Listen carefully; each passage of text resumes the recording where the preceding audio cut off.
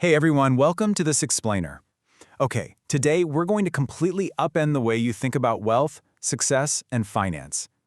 For decades we've been taught that managing money is this hard science, like a math-based field where you just plug data into a formula and boom, wealth comes out the other side.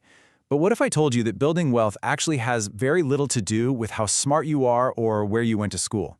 It actually has almost everything to do with how you behave.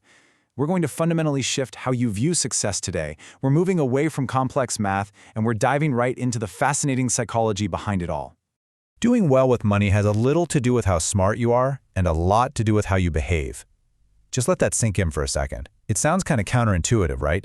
But think about this. What if you knew that a top-tier, Harvard-educated financial executive who literally had it all, we're talking a massive home, elite status, total inside knowledge, ended up declaring bankruptcy? And right around that exact same time, a humble rural janitor and gas station attendant passed away and left behind a staggering multi-million-dollar fortune. Seriously, how is that even possible? Well, let's dive into this. Here's our roadmap for the 4 critical shifts we're covering today. 1. Behavior over intelligence. 2. The secret of compounding. 3. Rich versus wealthy. And 4. Money's highest dividend. Section 1. Behavior over intelligence. This is definitely not a math test. So this brings us right back to that incredible tale of the 2 paths I just teased. Let's talk about Ronald Read first. This guy fixed cars at a gas station for 25 years and swept floors at JCPenney for 17 years. Lived super quietly, bought a modest little house, and just consistently invested whatever small savings he had into blue chip stocks.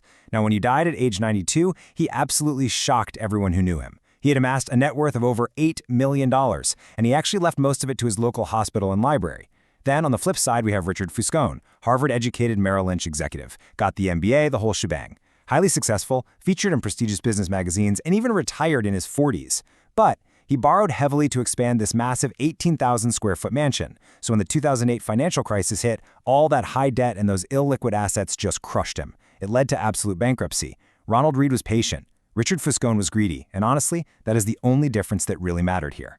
Financial success is not a hard science. It is a soft skill. And this completely shatters everything we assume about credentials. Just think about it.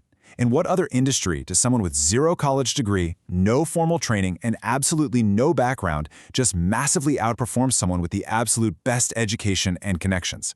Right?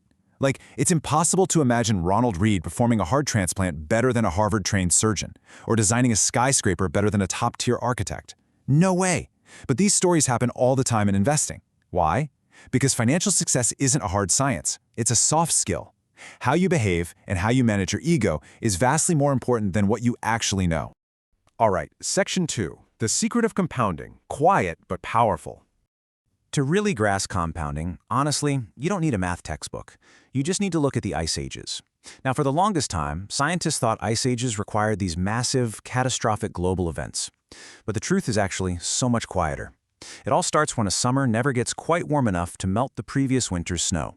So that leftover ice base makes it just a little bit easier for snow to accumulate the following winter. Then that perpetual snow reflects more of the sun's rays, which cools the earth a tiny bit more, and that brings even more snowfall the next year. Within a few hundred years, you don't just have a snowpack anymore, you have a continental ice sheet that is miles thick. The big takeaway here? You don't need tremendous force to create tremendous results. You really just need a small starting base and quiet, persistent time. Which leads us to this absolutely jaw-dropping number, $81.5 billion. Warren Buffett is known basically universally as the greatest investor of all time. As of the time this source material was written, his net worth was roughly $84.5 billion. But here is the crazy part. Out of that $84.5 billion, a staggering $81.5 billion was accumulated after his 65th birthday.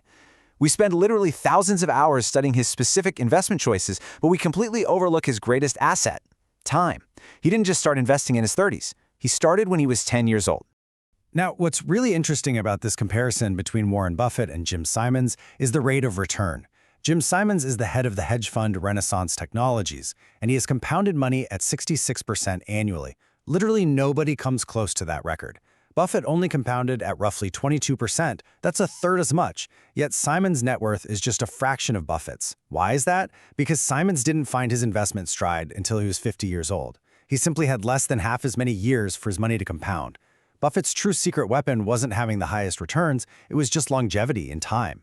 Good investing isn't about hitting the single highest return once. It's about earning pretty good returns that you can just repeat for the longest period of time. Moving on to Section 3, rich versus wealthy, what you can't see. So, being rich is a state of current income. If someone drives a $100,000 car or lives in an enormous mansion, they're almost certainly rich because they need a high current income to actually afford those monthly payments. We can easily spot rich people because they often go totally out of their way to make their current income known to the world. It is a highly visible, very loud signal. But contrast this with being wealthy. Wealth is hidden. It's income not spent.